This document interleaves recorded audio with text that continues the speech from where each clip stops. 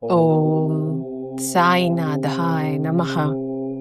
Chapter 33 Greatness of Udi.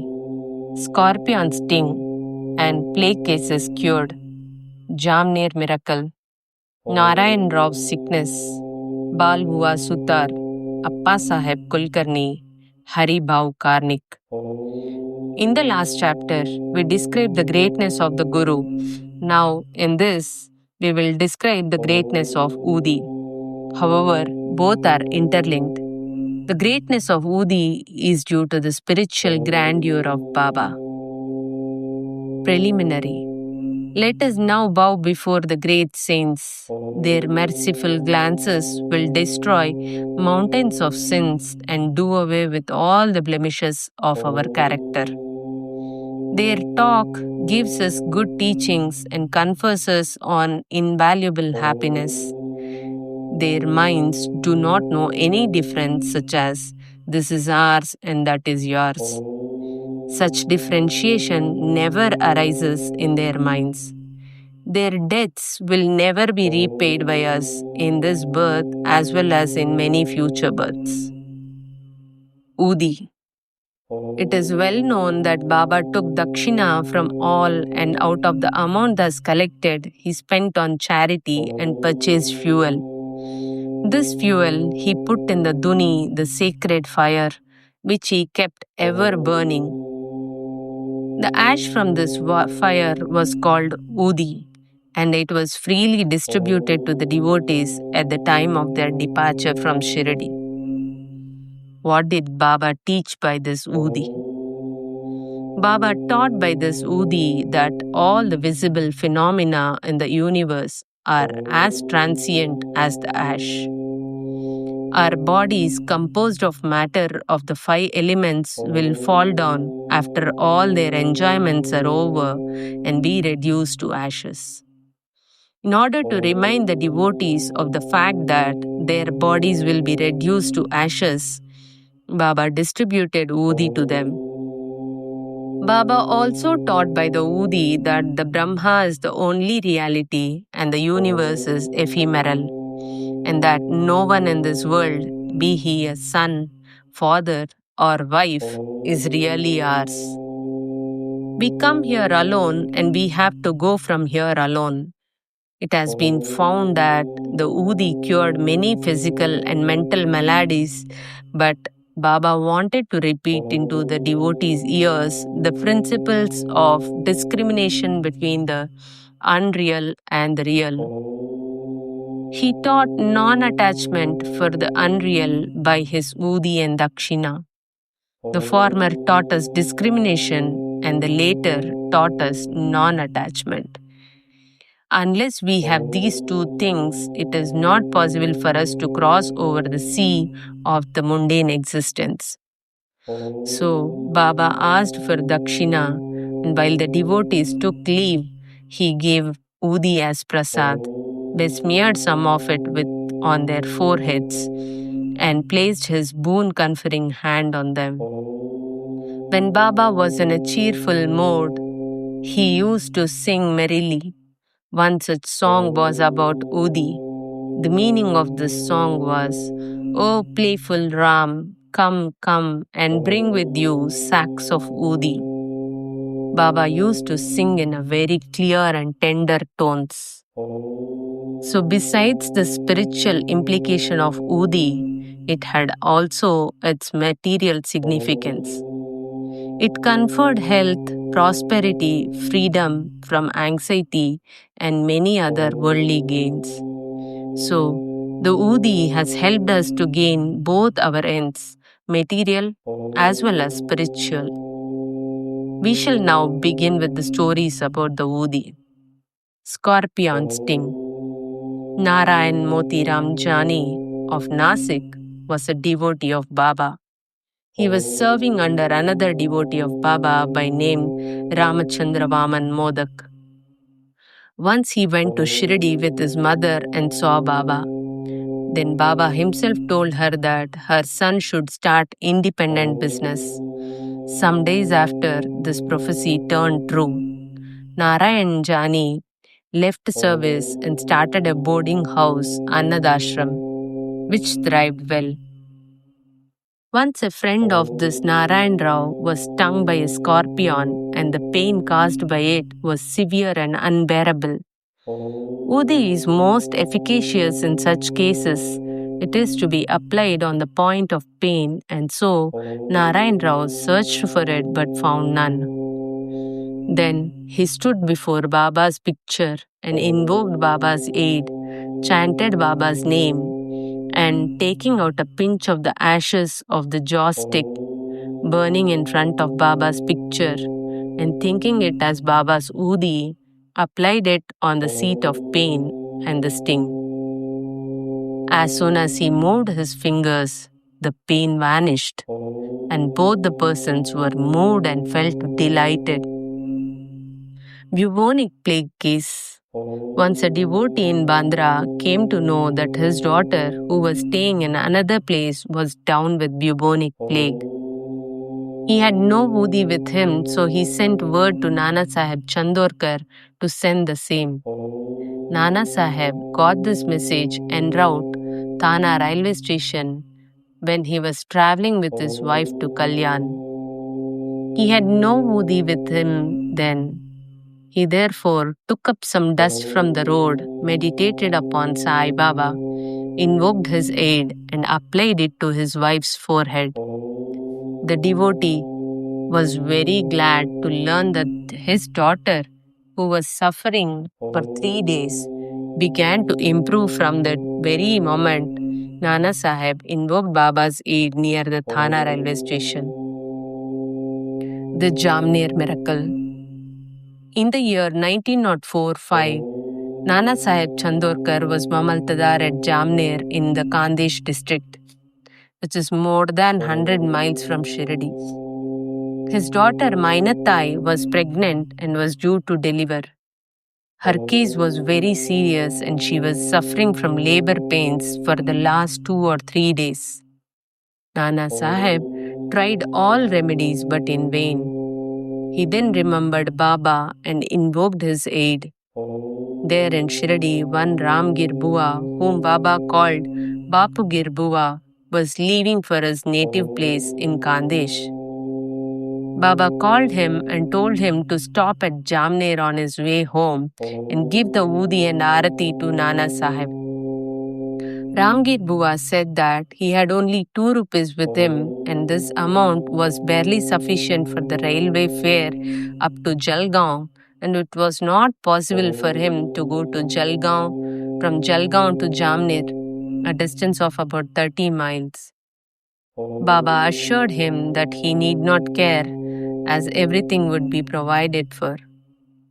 Then Baba asked Shama to write a well-known arati composed by Madhav Atkar and gave a copy of it with Udi to Ramgir Bua to be delivered to Nana Sahib.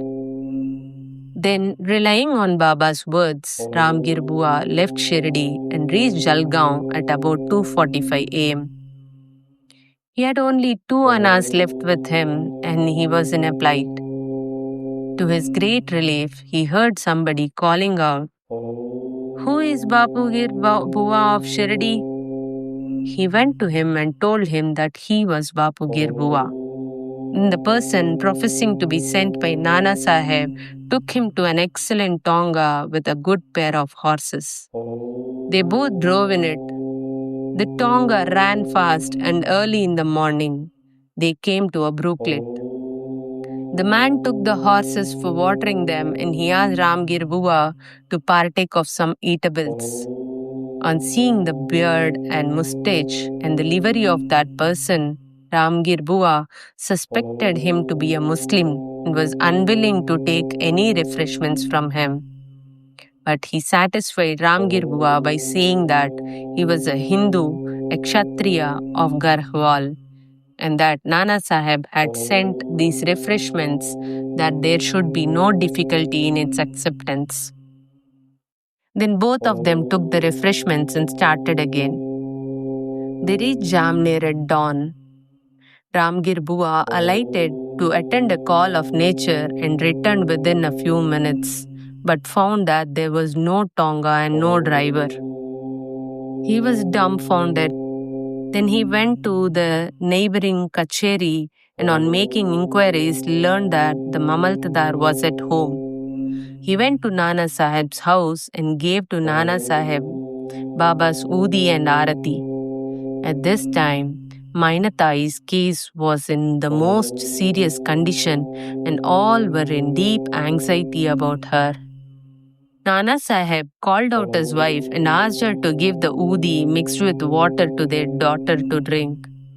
He thought that Baba's help was most opportune. In a few minutes came the news that the delivery was safe and that the crisis had passed away. When Ramgir Bua thanked Nana Sahib for the pure tonga and the refreshment, etc., the latter was greatly surprised as he had sent none to the station and was not aware of any person coming from Shirdi. Mr. B.V. Dev of Thana, retired Mamaltadar, made inquiries about this matter with Bapu Rao Chandorkar, son of Nana Sahib, and Ramgir Bua of Shirdi, and after satisfying himself, wrote an elaborate article, part prose and part poetry, in the Sri Sai Leela magazine.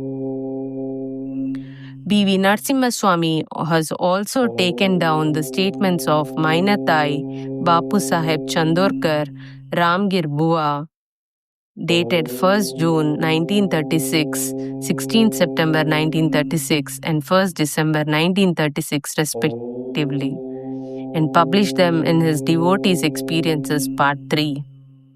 The following is quoted from Ramgir Bua's statement. One day, Baba called me to him and gave me a packet of Udi and a copy of Baba's Arati. I had to go to Khandesh at that time. Baba directed me to go to Jamner and told me to deliver the Arati and Udi to Nana Sahib Chandorkar at Jamner. I said to Baba that all I had was ₹2 and asked him how that could take me by train from Kopargaon to Jalgaon and next from Jalgaon to Jamner. Baba said, God will give. That was a Friday and I started at once. I reached Manmad at 7:30 p.m. and Jalgaon at 2:45 a.m. At that time, plague regulations were enforced and I had much trouble. I was to discover what I should do to get to Jamner. At about 3 a.m., a peon in boots, turban, and equipped with other details of good dress came to me and took me to a tonga and drove me on. On the way at Bagur, I took refreshments. We reached Jamner early in the morning, and by the time I attended my call of nature, the tonga and its driver had disappeared. Narayan Rao. Bhakta Narayan Rao had the good fortune to see Baba twice during the latter's lifetime. 3 years after the passing away of Baba in 1918, he wanted to come to Shirdi but could not. Within a year of Baba's Mahasamadhi, he fell sick and suffered much. All possible remedies gave him no relief. So he meditated on Baba day and night. One night he had a vision. Baba came through a cellar, comforted him saying, "Don't be anxious. You will be improving from tomorrow, and within a week you will be on your legs." Narayan Rao got perfectly well within the time indicated in the vision. Now the point for consideration is this: was Baba living because he had the body, or was he dead because he left it? No, Baba is ever alive, for he transcends both life and death. He who loved him wholeheartedly gets response from him at any time and at any place. He is always by our side and will take any form, appear before the devout Bhakta and satisfy him. Appa Saheb Kulkarni. In 1917, Appa Saheb Kulkarni was transferred to Thana and began to worship Baba's picture presented to him by Bala Saheb Bhate. In real earnest, he did the worship. He offered flowers, sandal paste, and Naivedya daily to Baba in the picture, and he longed intently to see Baba. In this connection, it may be remarked that seeing Baba's picture earnestly is equivalent to seeing him in person. The following story illustrates this statement. Balabua Sutar. A saint of Mumbai named Balabua Sutar, who on account of his piety, devotion, and style was called Modern Tukaram, came to Shirdi for the first time in 1917. When he bowed before Baba, the latter said, "I know this man since 4 years." Balbua wondered and thought, how could that be, as that was his first trip to Shirdi. But thinking about it seriously, he recollected that he had prostrated himself 4 years ago before Baba's portrait at Mumbai and was convinced about the significance of Baba's words. He said to himself, how omniscient and all-pervading are the saints, and how kind are they to their devotees. I merely bowed to his photo, but this fact was noticed by Baba, and in due time he made me realize that seeing his photo is equivalent to seeing him in person. Now we return to Appa Saheb's story. While he was in Thana, he had to go on tour to Bhiwadi and was expected to return after a week. In his absence, the following wonderful thing took place on the third day. At noon, a fakir turned up at Appa Saheb's house. His features resembled exactly those of Baba's photo. Mrs. Kulkarni and the children all asked him whether he was Sai Baba of Shirdi. He said no, but that he was an obedient servant of his and came there at this order to inquire after the well-being of the family. Then he asked for dakshina. The lady gave him a rupee. He gave her a small packet of udi and asked her to keep this in the shrine. Then he left the house and went away. Now, hear the wonderful Leela of Sai. Appa Saheb could not proceed with his tour as his horse fell sick at Bhiwadi. He returned home that afternoon and learned from his wife about the fakir's visit. He got very restless as he did not have the darshan of the fakir. Moreover, he did not like that only 1 rupee was paid to him as dakshina. He said that had he been present, he would have paid not less than 10 rupees. Then he immediately started on quest of the fakir and searched for him in the masjid and other places without taking any food. His search was in vain. He then returned home and took his food. The readers may remember here Baba's dictum in chapter 32 that God's quest should not be made on an empty belly. Then after meals, he went out for a walk with a friend, Mr. Chitre. After going some distance, they saw a man approaching them rapidly. Appa Saheb thought that he must be the fakir that came to his house at noon, as his features tallied with those of Baba in the photo. The fakir immediately put forth his hand and asked for dakshina. Appa Saheb gave him a rupee. He demanded again and again, and so Appa Saheb gave him 2 more. Still he was not satisfied. Then he borrowed rupees 3 from Mr. Chitre and gave them to him. He wanted still more. Appa Saheb asked him to accompany him to his home. Then they all returned home and Appa Saheb gave him 3 rupees, in all 9. He looked unsatisfied and demanded again. Then Appa Saheb told him that he had a currency note of rupees 10 The fakir asked for the same, took it, and returned the 9 rupees and went away. Appa Saheb had earlier said that he would pay 10 rupees and that sum was taken from him, and 9 rupees consecrated by Baba's touch were returned to him. The figure 9 is significant. It denotes the 9 types of devotion. It may also be noted here that Baba gave 9 coins to one Lakshmi Bai Shinde at his last moment. Appa Saheb examined the Udi packet and found that it contained some flower leaves and akshata. Then, sometime afterwards, he got a hair from Baba when he saw him at Shirdi. He put the Udi packet and the hair in a tabiz and wore it always on his arm. Appa Saheb realized the power of the Udi. Though he was very efficient, he got 40 rupees as pay in the beginning. But after he secured Baba's photo and his Udi, he got many times more and also got much power and influence. Now, along with these temporal benefits, his spiritual progress was also rapid. So, those who are fortunate enough to get Baba's Udi should, after bath, apply it on the forehead and take some of it mixed with water as holy tirth. Haribhav Karnik. In 1917, Haribhav Karnik of Dahanu came to Shirdi on the Guru Purnami day and worshipped Baba with all formalities.